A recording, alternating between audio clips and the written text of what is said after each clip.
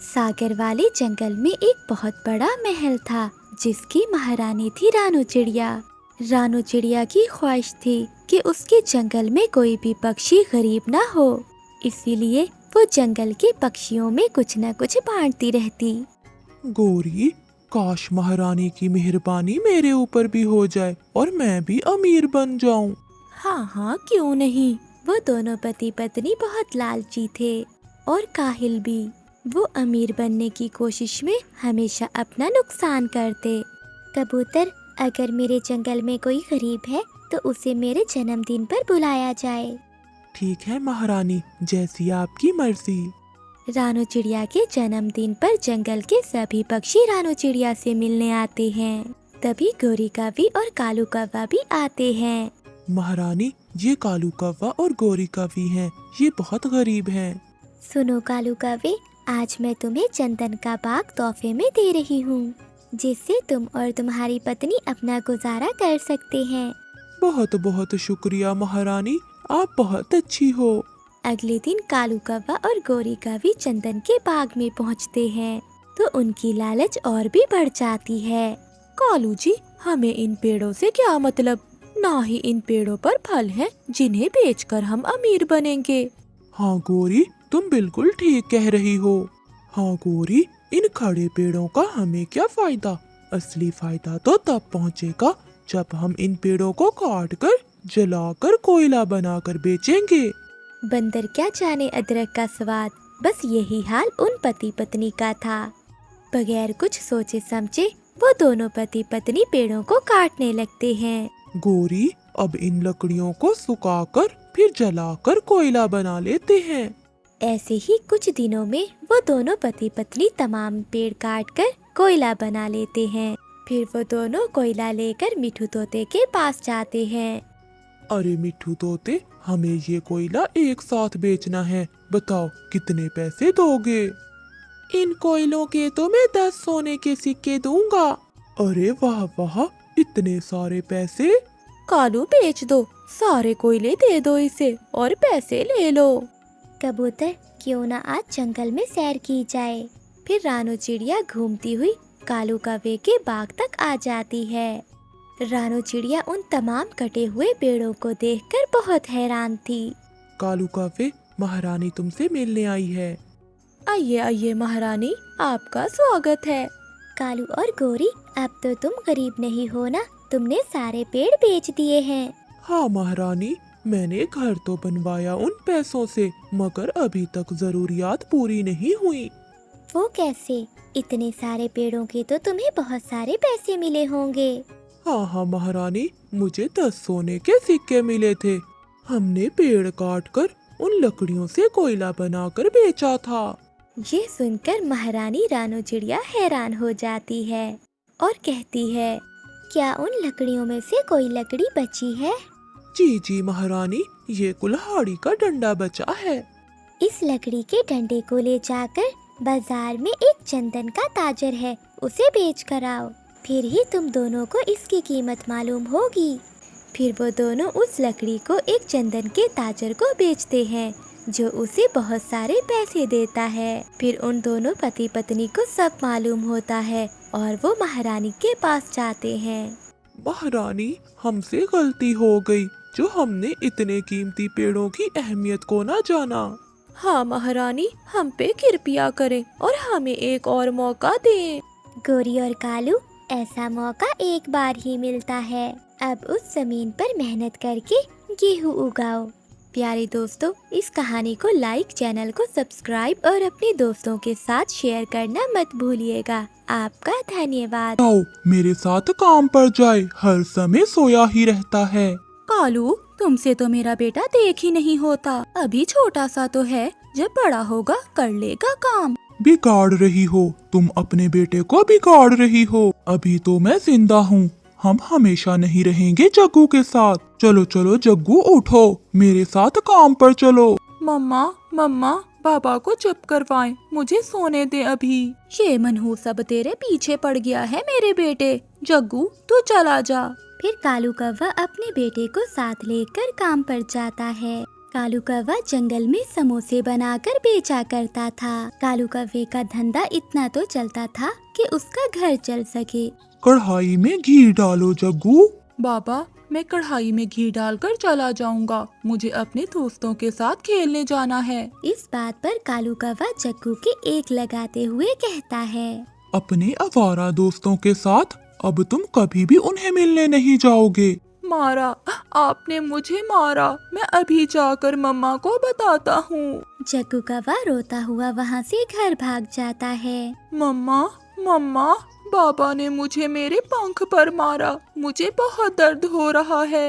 मैं अभी जाकर पूछती हूँ उसे। हर समय मेरे बेटे को मारता रहता है। गोरी कौवी गुस्से में घर से निकलती है। कालू कौवा गरम गरम तेल में समोसे निकाल रहा था जब गोरी कौवी पीछे से जाकर कालू कौवे को धक्का देकर बोलती है, तुमने मेरे बेटे को क्यों मारा? कालू कौवा गरम तेल की कढ़ाई में गिर जाता है। मुझे धक्का दे दिया, मुझे गरम कढ़ाई में धक्का दे दिया। गोरी कौवी बहुत मुश्किल से कालू को कढ़ाई से निकालती है। ये क्या हो गया पति जी? मैं तो आपसे बात करने आई थी। मैंने जानबूझकर ऐसा नहीं किया। मेरा पंख, मेरा पंख। ऐसा कहते हुए कालू कौवा मर जाता है। हाय, मैं विधवा हो गई। मेरा पति मर गया। हाय। फिर रानो चिड़िया और मिठू तोता भी वहाँ आ जाते हैं। गोरी बहन, ये क्या हुआ? कालू कौवा कैसे मर गया? गोरी, ये कालू कढ़ाई में कैसे गिर गया? मैं घर से आई तो कालू पहले ही कढ़ाई में गिरा हुआ था। मैंने बहुत मुश्किल से निकाला अपने कालू जी को। मर गया मेरा कालू। मेरा पति कालू, मेरा पति कालू मर गया। मुझे छोड़ गया, मुझे विधवा कर गया मेरा पति। फिर ऐसे ही कुछ दिन गुजर जाते हैं। घर में जो कुछ भी था वो अब सब खत्म हो गया था। गोरी कौवी के पास अब अपने बेटे को देने के लिए भी कुछ ना था। जग्गू बेटा उठो, अब जाकर कोई धंधा करो। ऐसे तो हम दोनों भूखे मर जाएंगे। मम्मा, पहले बाबा तंग करते थे, अब आप तंग करने लगी हैं। मुझे सोने दें, मुझसे नहीं होता ये काम धंधा।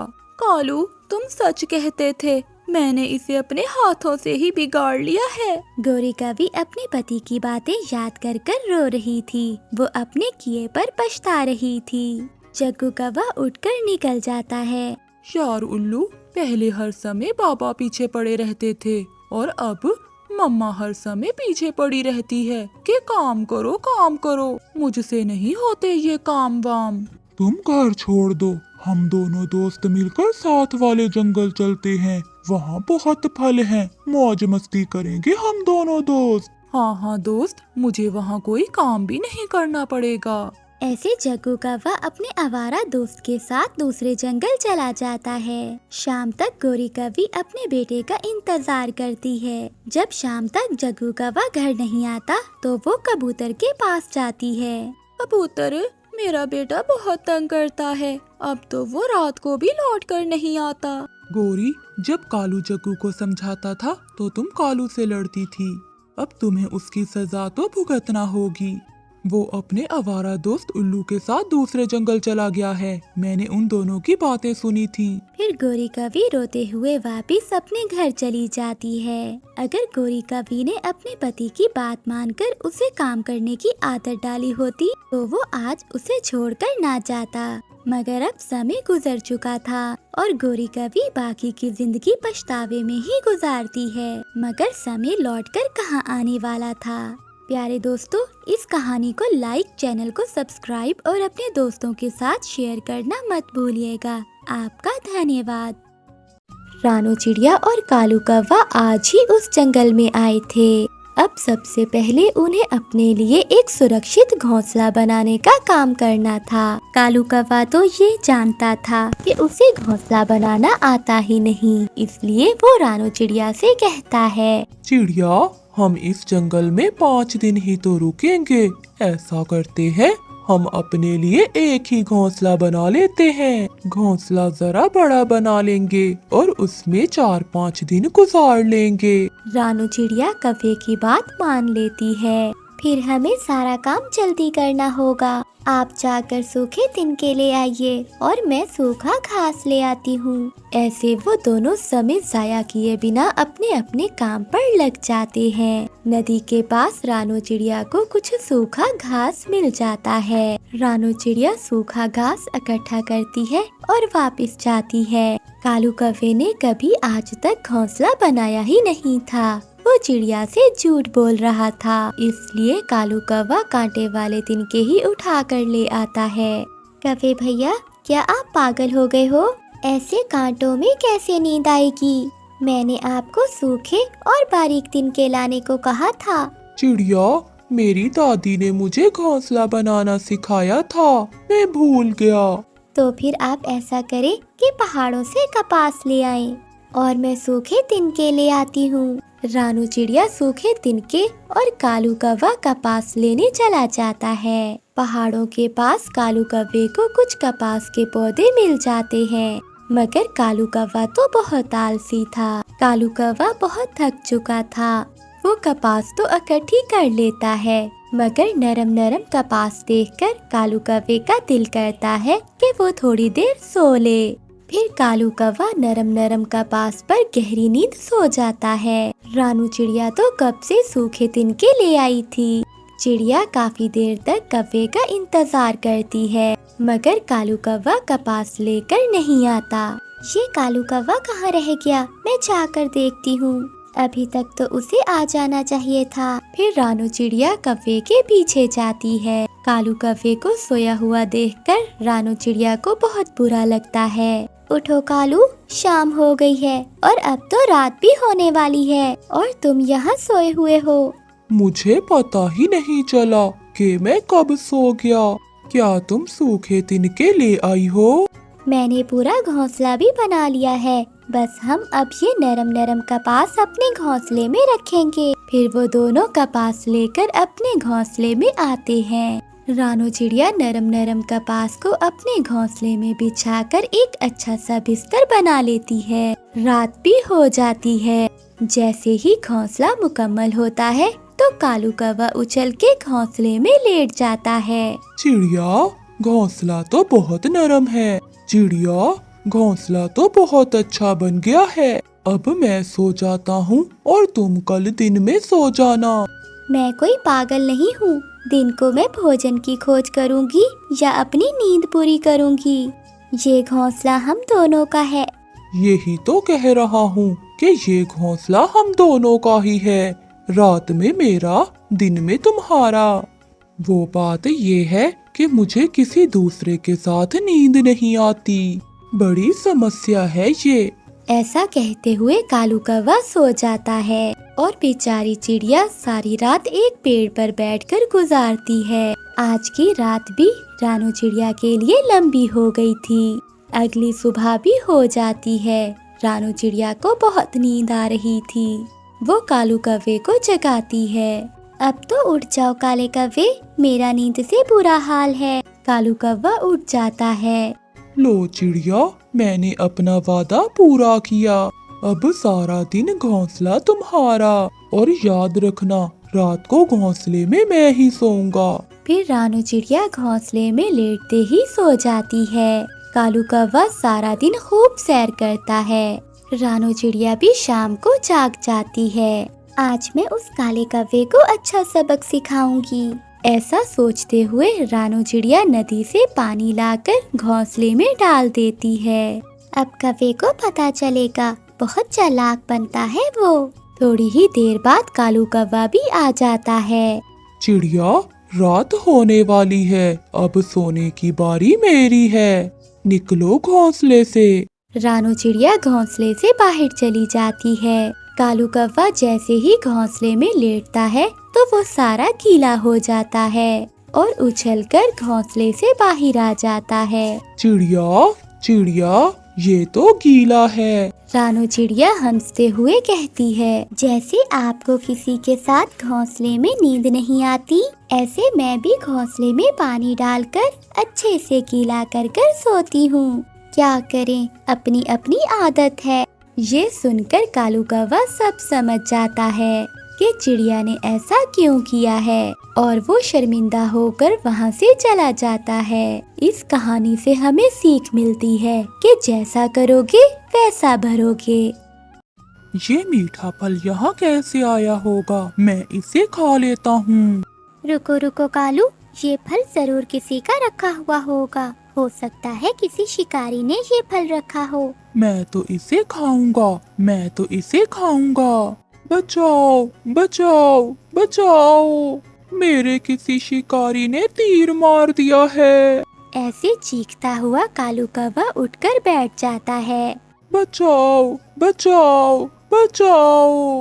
ओए कालू, चुप करके सो जाओ। क्या बचाओ बचाओ लगा रखा है?